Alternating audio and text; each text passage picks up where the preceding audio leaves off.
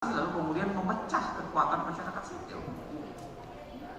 Jadi seakan-akan orang berbicara untuk perubahan dan perbaikan, tapi sebenarnya itu adalah pesanan masyarakat, oligark. Nah, lagi-lagi saya kira tidak mungkin kita akan berubah. Kita akan begini-begini aja. Barangkali the next 5 years akan begini lagi, 2029 begini lagi, 2034 begini lagi. Kalau tidak membangun kesadaran kolektif dari sekarang.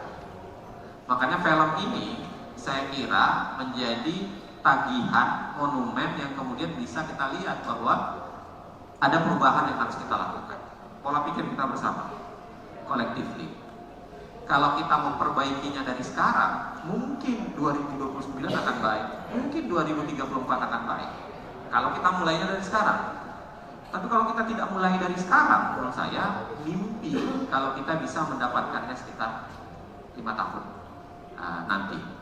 Itu aja dari saya. Ya, terima kasih Pak Hazel. Bibit dulu, oh ya, silakan Bunda untuk menanggapi pernyataan dan juga pertanyaan. Kemana etik? Sepertinya etik sedang enggak, ini penting. Karena tidak bisa dijawab oleh orang UGM.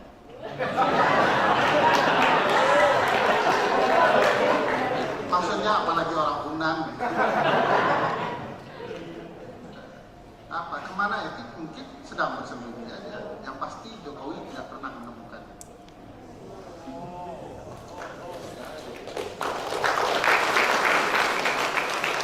Jokowi buat semua masalah, dan kapan kemudian diantara kami sebagian besar berhenti mendukung seluruh gagasan yang ada di Jokowi.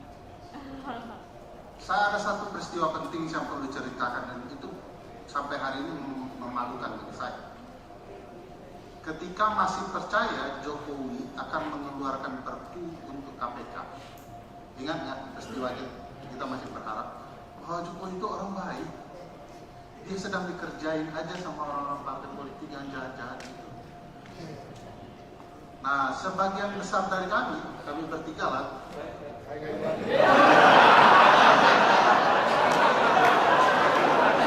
Ingat teman-teman, pengkhianatan itu terjadi di mana-mana.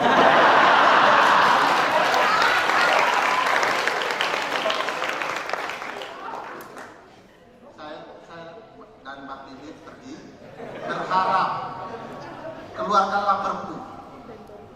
Lalu Jokowi menjawab begini di antara para ahli itu, saya tuh khawatir kalau Perpu saya keluarkan, DPR kemudian menolak. Saya segera jawab, Pak Jokowi, tidak apa-apa, keluarkan saja Perpu.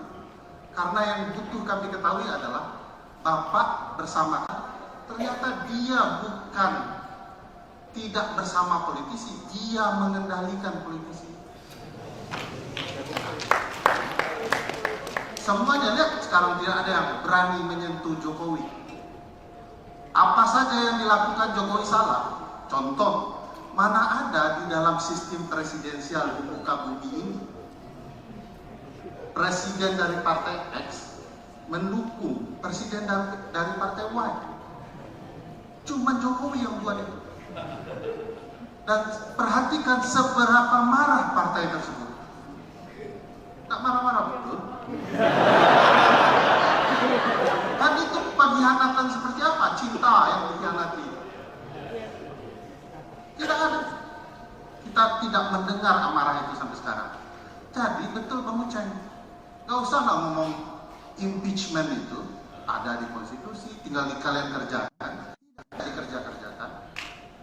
Sehingga kita tahu bahwa sebenarnya Jokowi adalah otak dari semua ini. Pratikno cuman kacu yang disuruh Jokowi. Saya bersyukur teman-teman UGM, terutama Visipol, punya tanggung jawab moral sebagai intelektual memerintahkan Pratikno pulang kampung untuk dihukum pertanggungjawaban. Di sana keren. Saya terbayang kalau Pratikno dihukum seluruh lari keliling. Seniornya Bang Uceng.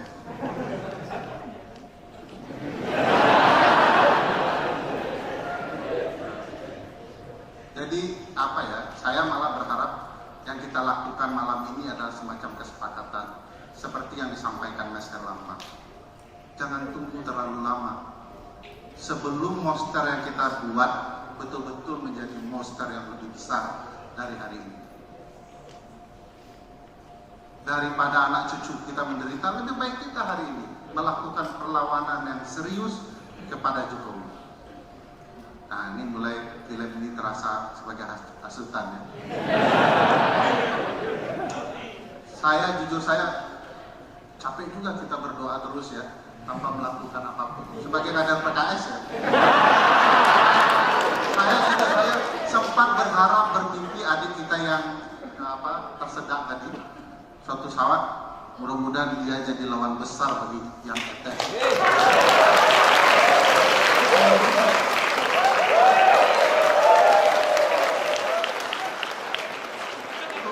Tunggu dulu, ngapain kita harus menunggu melawan yang etes?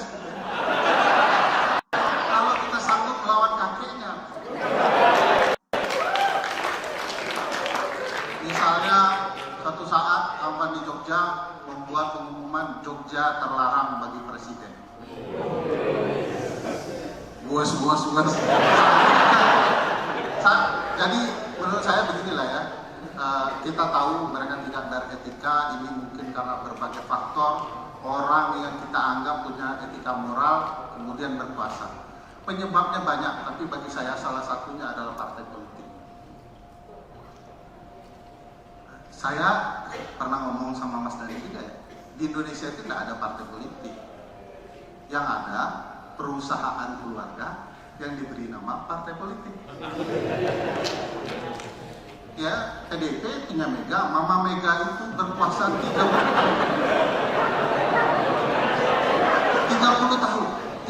tahun lamanya. Partai apa yang kemudian tidak ada regenerasi? Siapa anggota partai di PDIP yang berani?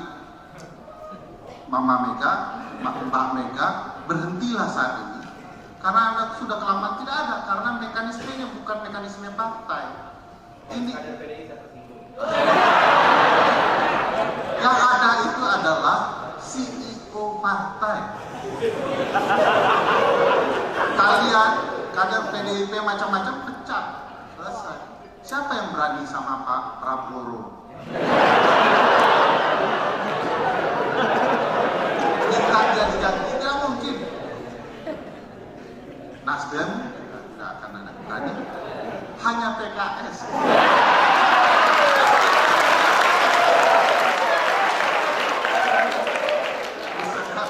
PKS dapat kampanye gratis. Jadi bagi saya salah satu yang luput diperbaiki adalah partai politik. Kita buat lembaga seperti MK, MK-nya diisi orang partai. Dapatnya PAMA. Kita buat komisi yudisial diisi oleh orang partai. Buat KPK dihancurkan oleh orang partai. Jadi kita perlu memperbaiki partai supaya prosesnya lebih baik. Nah, gimana cara melawan partai? Apakah meningkatkan etika dan moral? Yes. Tetapi bagaimana cara teknisnya? Kalau kita tidak melakukan sebuah hal yang baru dan memperbaiki sebagai yang kita sebut hal yang perlu dilakukan. Tadi itu mau ngomong pembaharuan takut. Kita berharap lakukan pembaharuan. Kok suasana 01-nya lebih menentang? Karena tuduhannya itu bagi saya nyeleneh kalau melihat apa yang kami kerjakan selama ini. 01 kena, 02 kena, 03 kena. Nasdem kena, kalau kalian klik Mbak Bibip pernah kritik Nasdem, pasti ketemu. Apalagi Al-Mukarram, Zainal Arifin Mahfud. Mengkritik PDIP kebanyakan, gak bosan-bosan orangnya. Jadi bagi saya, sebenarnya buktinya juga sudah bisa terlihat, cuman orang ini sedang mengerjakan kita saja. Oleh karena itu, jangan kelamaan kita untuk berpikir mendiamkan ini atau berharap mereka runtuh. Harus ada sesuatu yang kita lakukan bersama. Dan jujur, saya juga tidak tahu itu masalahnya. Harus ada muncul dari teman-teman, harus ada muncul dari saya dan kita semua sesuatu yang baru dan mengubah tatanan yang buruk. kalau menunggu Jokowi, kalian sudah diancam kan, sudah Jokowi adalah Gibran. Setelah Gibran, Kaisang. Setelah itu Bobi, kalaupun tidak cerai ya. Lalu kemudian anak cucu. Jadi jangan tunggu terlalu lama, lakukanlah perlawanan dan sungguh-sungguhlah melawan. Sekian, terima kasih. Terima kasih Pak. Terakhir jawaban dari pertanyaan ketiga kita berikan waktu kepada Mbak Bibip untuk menjawab. Oke, terima kasih. Saya mulai dari pertanyaan ketiga dulu ya. Pertanyaan ketiga dan barangkali agak mirip sama pertanyaan kedua. Jawaban saya gabungkan. Karena saya ingin bilang bahwa kalau teman-teman masih punya keraguan, sebenarnya ini semua melanggar hukum atau tidak sih? Saya nggak menyalahkan teman-teman. Karena memang selama ini itu yang diberikan kepada kita. Gagasan bahwa melanggar hukum adalah kalau ada kata-kata dalam pasal yang dilanggar. Benar nggak? Kita itu di drive-nya seperti itu. Teman-teman kalau belajar fakultas apapun kan pasti wajib ngambil pendidikan kewarganegaraan kan, PPKN. Kita selalu diajarkan bahwa warga negara yang baik adalah warga negara yang taat hukum. Tapi kita nggak pernah diajarkan apakah hukum sama dengan keadilan. Nggak pernah kita diajarkan itu. Gagasan yang diberikan kepada kita adalah hukum adalah undang-undang. Hukum adalah aparat penegak hukum berseragam. Dan hukum adalah putusan pengadilan tanpa diberi ruang yang cukup untuk mempertanyakan itu yang kita namakan sebagai hukum memberikan keadilan atau tidak. Nah, jadi sekarang kita karena itu, jadi saya menyalahkan pendidikan, sistem pendidikan kita. Karena itu sekarang kita begitu susah untuk melihat ketidakbenaran seakan-akan malah dijadikan benar atas nama hukum. Jadi kita bisa lihatlah yang seringkali kami, terutama kami bertiga ya, karena kami seringkali diadu jangkrik sama timnya 02 terutama, karena kami sering mencoba untuk mengemukakan kebenaran. Seringkali yang diberikan atau sanggahan kepada kami adalah coba mana pasalnya? Kalau ke saya biasanya tambah intimidasi, karena biasanya mereka lebih senang untuk mengintimidasi perempuan karena dianggapnya saya bakal takut. Padahal saya bodoh amat, orang saya cuma ngomong yang benar kok. Nah, jadi ditanya pasalnya. Waktu saya bilang, enggak, kita harus membaca undang-undang itu seperti ini, dan kita terutama harus punya yang namanya kompas moral. Karena sebenarnya etik itu lebih tinggi daripada hukum. Nah, ini kan kebalik tuh. Seakan-akan benar atau salah yang menentukan adalah teks pasal. Dan itu yang dicekohkan kepada kita. Jadi saya paham kalau teman-teman masih ada yang punya keraguan. Jadi sebenarnya yang benar mana sih? Dan apalagi di dunia post-truth seperti sekarang ya.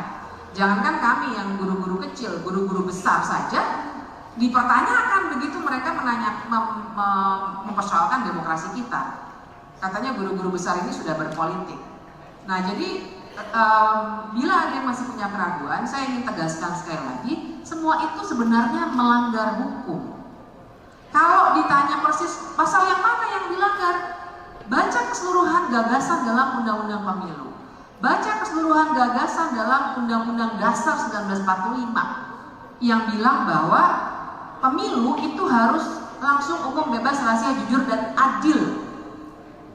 Jadi semua orang itu harus punya ruang kompetisi yang sama.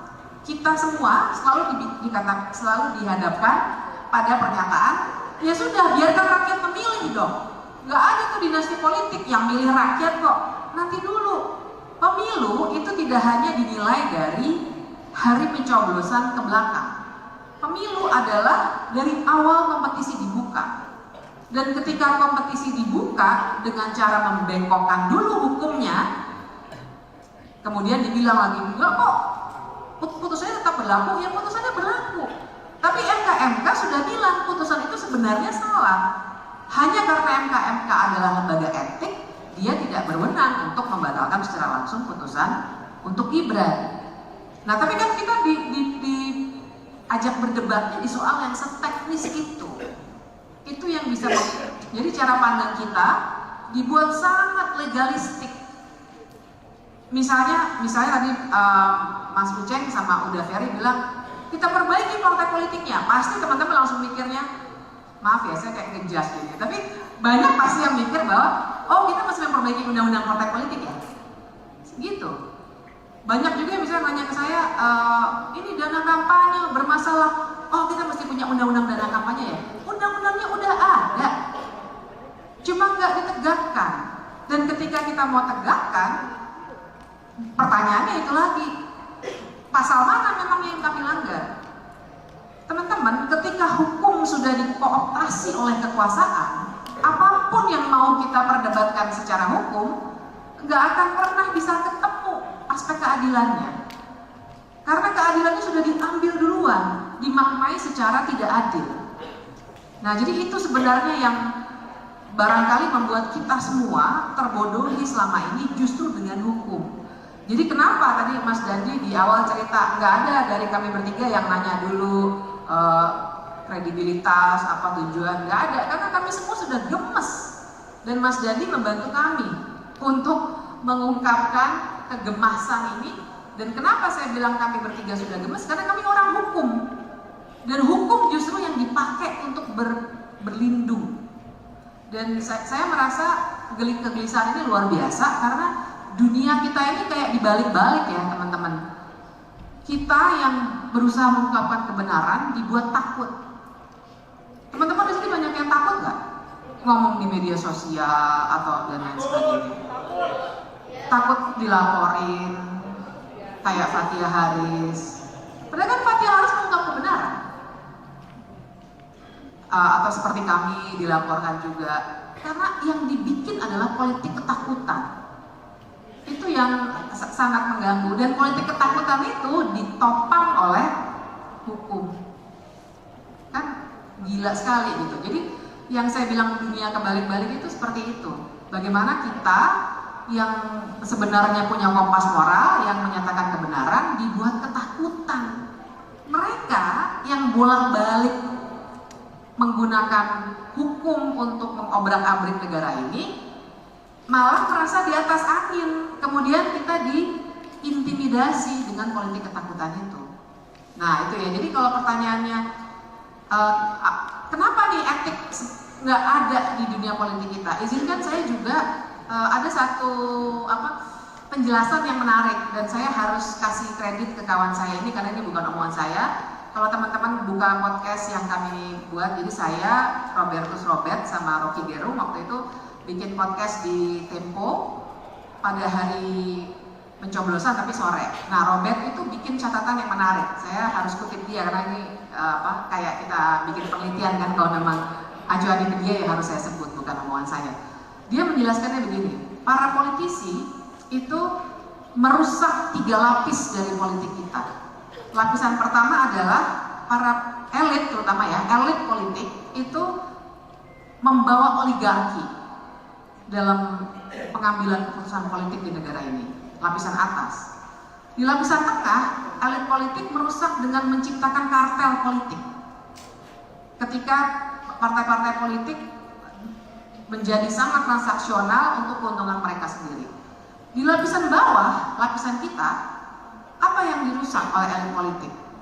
Menciptakan politik yang modelnya adalah klientelisme, yang membuat kita selalu punya harapan bahwa kita akan disogok setiap mau ini dapat serangan fajar dan lain sebagainya. Nah, jadi percakapan pada sore hari itu seru, percakapan nonton kalau kepo. Yang bikin saya jadi berpikir kemudian adalah bagaimana memang politik kita itu dibuat buruk oleh para elit politik. Padahal sebenarnya politik itu biasa aja. Itu adalah cara untuk mewujudkan tujuan hidup kita bersama sebagai warga. Harusnya politik adalah tempat kita memperjuangkan hak-hak warga. Negara, teman-teman, nggak akan ada kalau nggak ada warga. Jangan kebalik pikirnya. Negara itu ada karena kekuasaan, bukan.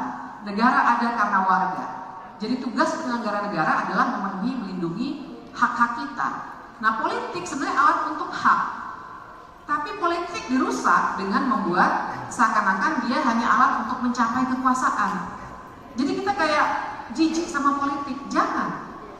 Nah, jadi itu yang buat saya akhirnya memang dirusak oleh para politisi. Nah, pertanyaan pertama saya mau respons dengan begini. Saya pernah nulis, tadi saya buka-buka HP untuk ngecek kapan yang saya nulis, karena saya punya kolom sejak 2021 di Kompas sebulan sekali.